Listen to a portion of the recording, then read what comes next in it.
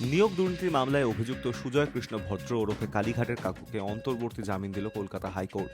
মঙ্গলবার হাইকোর্টের বিচারপতি অরিজিৎ বন্দ্যোপাধ্যায় এবং বিচারপতি অপূর্ব সিংহ রায়ের ডিভিশন বেঞ্চ তার অন্তর্বর্তী জামিন মঞ্জুর করেছে। ইডির মামলায় আগেই জামিন পেয়েছিলেন তিনি। মঙ্গলবার সিবিআইয়ের মামলাতেও জামিন মঞ্জুর হলো তাঁর। হাইকোর্ট জানিয়েছে, চিকিৎসা সংক্রান্ত এবং মানসিক কারণেই অন্তর্বর্তী জামিন দেওয়া হয়েছে অভিযুক্তকে। নিয়োগ দুর্নীতির অভিযোগ সংক্রান্ত সিবিআইয়ের মামলাতেও জামিন দেওয়া হলেও বেশ কিছু শর্ত বেঁধে দিয়েছে হাইকোর্ট।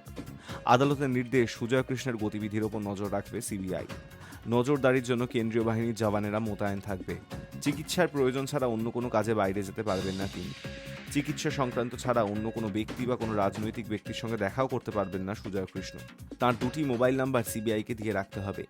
হাইকোর্টের ডিভিশন বেঞ্চ জানিয়েছে, মার্চের শেষ পর্যন্ত এই নির্দেশ বলবৎ থাকবে।